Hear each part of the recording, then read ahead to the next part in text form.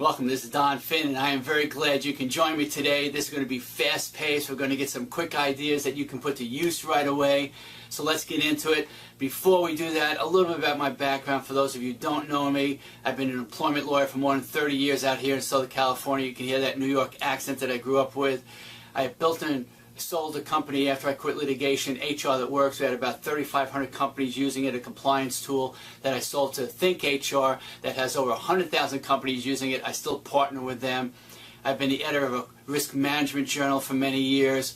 Very important, I've had the opportunity to speak to CEOs more than 400 times for a half day through the Vistage organization. So I really get to understand what they want out of people, that the hiring function, and what they want out of the HR people in that hiring function. I also do a lot of training, do a lot of investigation work and coaching of HR executives. And last, I'm really proud of the fact that I just launched the Great HR program, which I deliver both online and live. So that's my 2-second background, but let's get into it. So number one is you want to make yourself attractive. This is a dating game, you know. If this is Match.com, you want to make yourself very attractive on that. Well, what's the equivalent here? Well, you've got to make yourself very attractive online. So what do people look at when they're interested in working for you? Two things.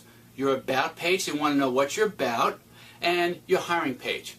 And you should have that idea of what we're about in both places, and you can maybe link back and forth to them. But this is a great place to put your millennials to work. They're very social media savvy. They'll have an iPhone or something else that they can take a video of, upload it on YouTube, put it on your hiring page, and it's done in no time at all. And I give people the example of Zappos.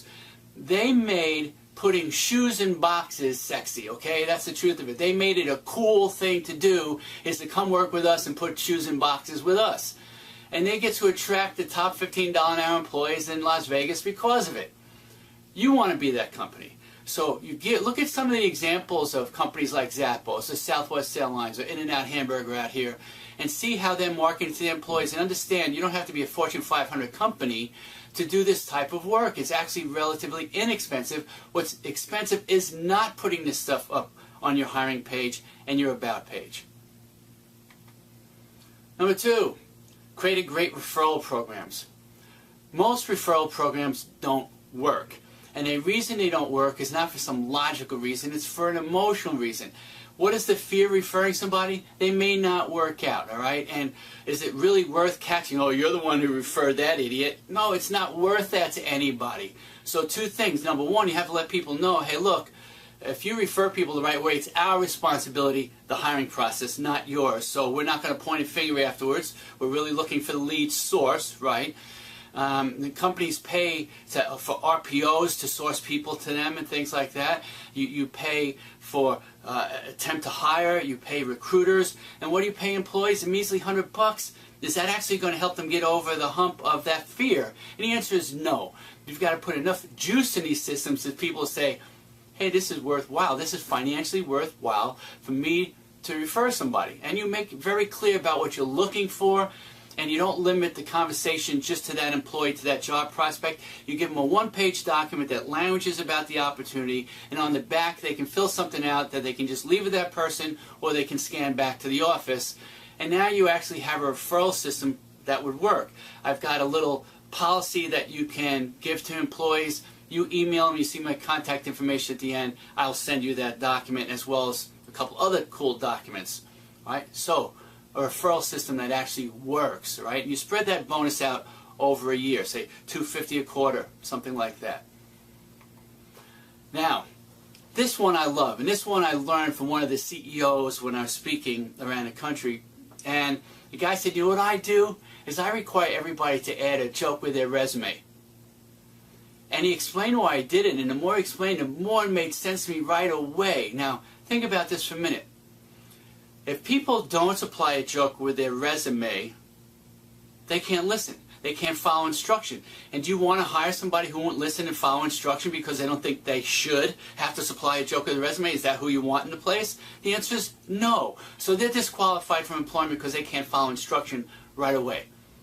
Then there's the people you're going to put on a do not hire pile because of the stupid joke they give you that's either racy or sexy or inappropriate for any kind of workplace humor. And you put those people on do not hire pile. And everybody else, at least you'll get some laughs along the way. You get to know what their humor is like. You see, hey, is that a kind of cultural fit that we have here? Because life is too short not to have fun, and you want to build a fun culture at your company. People should be able to laugh and tell jokes, and don't you want that type of person around your company? So, and by the way, you have to go through all these stacks of resumes. You might as well laugh while you're doing it, you know? Have me add a joke with a resume. And as I say with any of this stuff, you don't have to do it wholesale. Just try it with a few prospective hires and see what happens, and you go, hey, this works, it's not so bad. Now the next one is to create some tests. And if you've heard me speak before, I'm a big fan of going online for companies like CEB, used to be SHL, used to be BrainBench, used to be 20 other variations before that. All the online testing sites have gotten gobbled up pretty much by CEB. So you can type in CEB testing, you'll see it. They have tests for every type of program you can imagine. So whether it's on CAD or QuickBooks or something like that, you want to test people, because guess what? Half the people do it better than the other half, and you're trying to find out what their skill set is. Can I really trust this person, right? So there's procedural testing, usually on software type programs, and then there's substantive testing, somebody's knowledge. So let's say you're hiring somebody in bookkeeping or accounting or CFO. The general accounting principles is something you want to test them on. Guess what? Half the people test better than the other half. You want to know which half you're hiring. So you can go online to do procedural and substantive testing, or you can do what one of my clients did. Now, they've been hearing me talk about this forever, and they've also done what I encourage them to do, is they hire for character and they train for skills. So they're an insurance agency, they hire out of college, and then they train people up, instead of hiring laterally and having to undo them, their practices, their cultural references, all those types of things. But because they have been growing so fast, they now have to bring in some lateral hires. At 3 to 5 year, they've got some experience. And Lynn said, you know what, I realized we don't test any of these types of people. We didn't have to, entry level, we didn't have to worry about that. But if I'm hiring laterally, I have to worry about that. So they created a 15-question test. You put a team together, what questions should we be asking them? And these people had to fill out the test in order to be interviewed. She called me up and said, I am blown away by how poor so many people did on the test. And a lot of that test is related to problems you're trying to solve, because you're hiring people to solve problems. And if they don't have the skill set to solve the problem, then what good are they, right? So she was just blown away by it. She said, it's the most helpful thing. I'll never hire anybody without testing them again. And then she said, you know what? I'm assuming too much about the people who work here. It's time I put that test to work internally as well. So, test. And it's like anything I tell you this, you don't have to buy it wholesale. Experiment. With the next round of hiring, have a joke, have them take a test, and see how that works for you. You don't have to go in with both feet. Just test out the waters a little bit. Now, one of the things I really encourage people to do, and I don't see HR executives or the managers that are doing the hiring doing enough of this, is digging into past performance. I don't know, most people get performance evaluations, most people keep them, they're kept in their personnel file, and most states people can get access to that information. So I'm always going to ask, do you have past performance evaluations? Do you mind getting them? And if they have any resistance, if they're really good ones, would they mind getting them? No. If they're really negative ones, would you mind getting them? You bet. So I'm going to ask people about it. I was just brought in to help with a second interview round with an engineer being hired at a company, and they wanted me to do the behavioral interview stuff, the things that I like doing so well, and I'll give you some of the questions I use in a minute. But one of the things I asked the engineer to do is to bring his performance evaluations with him for the last 3 years. And I looked at it, and he was criticizing his communication skills. So really good left-brain engineering stuff, but you know what it's like to argue with an engineer, and almost like arguing with a lawyer, right? It's not a pretty sight. And this guy was very public, out-facing, and you know what happened is I kept scratching him a little bit about his communication skills, and he went off blaming everybody and everything, and it was very revealing to all of us why we didn't want to hire that guy. And so you'll get a lot of information about past performance evaluations, and you can say, listen, if I talk to your past manager, what would he tell me your strengths and weaknesses were in your performance? And if you can't get the document, take it from that direction. So that's 5 quick ones so far. Now number 6, better make sure I don't knock the monitor down. Some of my favorite interview questions, and I find so much of the interviewing is done to make people feel good. Yeah, you don't want to be a jerk, any of that kind of stuff, but you never really learn the truth about somebody until you push a little bit, because coming to the workplace is not going to be one big fair episode for anybody. You're in HR, you've had some unfair things happen in HR to you, right? How do you deal with that is my question. So my favorite question of all when I'm doing this behavioral interviewing stuff is, tell me what felt unfair to you in your last job. And if they tell you nothing, then guess what? They're lying, all right? I'm sure things have felt unfair to you in your job. And I'm going to ask them why, like a Six Sigma trainer or a 7-year-old, why? And I'm going to find out their personality on full display. And I want to know how they react to what feels unfair to them, because that, in large part, defines their personal culture. And I want to know how their personal culture is going to show up at this company when the inevitable unfair thing happens to them. Right? So it's a great question to dig into. Go into, what about the previous job? Anything there? Anything left in this job? Go right through the employment history and don't rush your time through it. Right?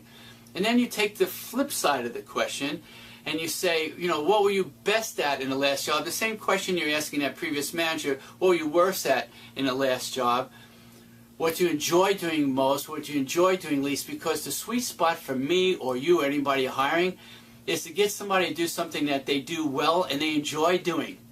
And if you can get them in those two circles where they intersect, they enjoy doing and they enjoy doing it well, then you've got a top performer.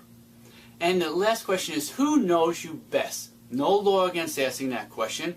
My mom, my best friend Joe, and my brother Bob. Great. Do you mind if I talk to Mom, Joe, and Bob about your past employment history? Now, I know you probably haven't asked that question, and I was trying to get away around these dead ends we get with references from everybody all the time. And so, if anybody has resistance to that question, you have to question why they would have resistance to it. But what am I going to ask Mom, Joe, and Bob? Hey, what did he tell you felt unfair to him in his last job? And who's he going to tell that honestly to more than anybody else? Trust me on this, I have caught so much lying in this process and so many victims in this process, because I don't want to hire a victim. I don't know about you, but I can't stand victimology. I don't want to hire it. So just test this out. And by the way, ask yourself these questions. You know, how do I deal with what feels unfair to me? What do I like doing best in HR? What do I do best in HR? And how can I really focus 80% of my time in that sweet spot? Now, I love the idea of interviews, and one reason is work is a dynamic. When we just do the one-on-one thing, then it doesn't put them in the dynamic of the workplace, which is a social organization. So you see here a picture of one person interviewing, 3 people interviewing one, but actually what you don't see is the 2 other people that I recommend at that table. So I'm going to bring in 3 future job applicants and have them sit across from 3 future co-workers of theirs if they're hired, and allow those co-workers to ask questions of them. And I want to see not only how they respond to those questions, but how they deal with each other in the process. Because the dynamic of how they deal with each other, you might say, do you agree with what Bob said? And then you start saying, well, I don't really disagree. Will they throw Bob under the bus? Or they say, no, I think Bob's got a good point. This is what I might add to it. No, Bob's an idiot. How are they going to deal with each other? I got this idea from Southwest Airlines. They do these big group interviews in kind of little mini auditoriums. And they're having somebody talk about themselves, and everybody watches them. And they're not just listening to what that person's saying. They're seeing how everybody else, if they're paying attention or having side conversations, because they don't want to hire people who are having side conversations and not being respectful of that person in front of them. So again, think of the dynamic. How can we put people in a workplace dynamic? This is one way to do it. Again, you just observe this. You just sit in a corner and you smile and you go, wow, this is an amazing process. I'm going to do this every time I hire somebody. Now, one of the traps I've gotten caught in as an outsider doing the hiring in many organizations is that I wasn't prepared early on for some people's questions. Now I am hyper prepared. I can give you a tool, again, if you email me, a checklist of questions you ought to be prepared for when you're interviewing with somebody, because the really high quality employee is going to ask you high quality questions, and you have got to be prepared for them. If you're not, it's very embarrassing and it turns off that person completely. Okay? So be prepared for their questions. I'll give you a checklist if you email me about it. Now number 9, do your background checks. And I am just amazed at how many people take an unnecessary risk of not doing a background check on every single employee ever hired. Now, the EEOC and states and municipalities have rolled back. I'm out here in California. Heck, again, you can get the information, then you have to decide whether or not you use it not to hire somebody. But I'd at least like to know what I'm dealing with. Okay, this person got busted for drug dealing. They're going to be out in the warehouse. I've got to keep my eyes open about that, but it wasn't a theft charge, which might be a different concern. So you really got to make it reasonably related to the job when you say no to people. But I want to know what I'm dealing with from a background check standpoint. And if I'm hiring somebody to deal with my money or around a security type position, I want to do my credit background checks. If education is important, to pass education. And I send everybody to a company I've worked with absolutely ever, Global HR Research. So if you just go ghhr.com, you'll see them. They're amazing. I even have them do my clients' I-9s and immigration checks as well. Now, the last one here. You brought the person on, they've hit all the background checks, they've done all the interviews, you brought them on, and then they just get going, and I'm always amazed. We have exit interviews, they've had those ever since I've been around HR. They have now stay interviews, I'm sure you've heard of that languaging. And I go, this is great. Why don't we have entrance interviews? Why don't we find out why people came to work for us in the first place, okay? Was it our pay, the benefits, the location, other people, the work that's here? What is it? What's attracting to you? So we can turn around, build some data, and go back out to the marketplace and say, hey, this is why people come to work for us, and this is why you want to come to work for us too. So I will send you that form as well. So how do you get all those cool forms? You email me, okay? And if you go to my website, you'll see how I help companies.